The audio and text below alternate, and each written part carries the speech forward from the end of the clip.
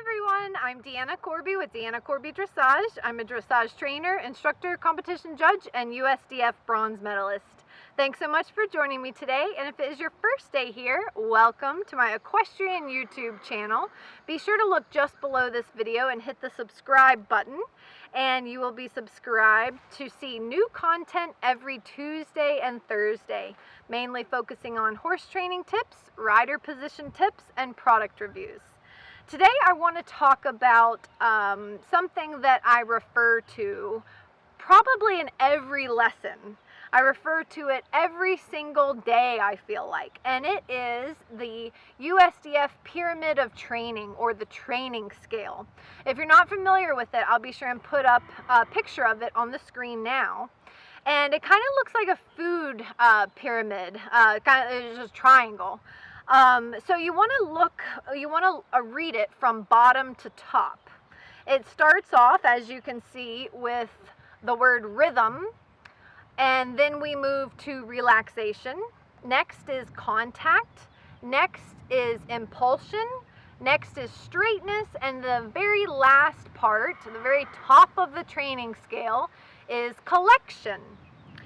So as we're training horses and really training riders, we want to focus on the training scale, the pyramid of training, in our priorities. So with young horses, we want to think about the horse maintaining a correct, natural rhythm in all three gaits, while maintaining a steady tempo to the best of their ability.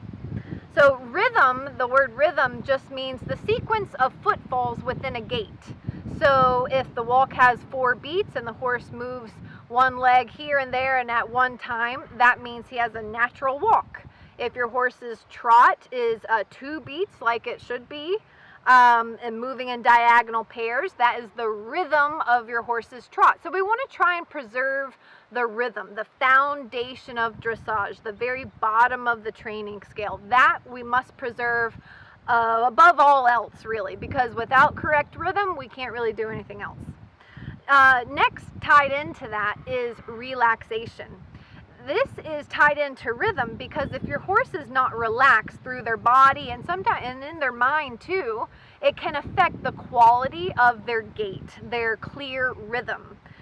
Next we have contact, and that's talking about riding a horse from back to front, accepting the aids, and especially accepting the rein aids. But of course you can't use your rein aids if you don't have any driving aids, so it's the whole package. It's not saying that you have to have a certain amount of weight in your hand to have contact, but it just means that your horse is accepting of the aids, particularly the rein aids, so that you can steer him and so that he doesn't look like a giraffe anymore, but that he is round, being worked from back to front. The next thing we have is impulsion. Horsey has to learn how to go before he can whoa. So all I mean by that is that your horse has to learn to take longer steps to develop thrust that we have in first level in trot lengthening, canter lengthening, before he can learn anything about collection. So that's impulsion. The next part we have is straightness, and this is talking about the horse's body parts being straight in a line, not necessarily you just traveling straight down the long side, because that might not mean that your horse's body is truly straight. Often horses travel with their haunches a little bit inward. So straightness is something that takes a pretty long time, and it's pretty difficult, and basically you have to work on it all the time.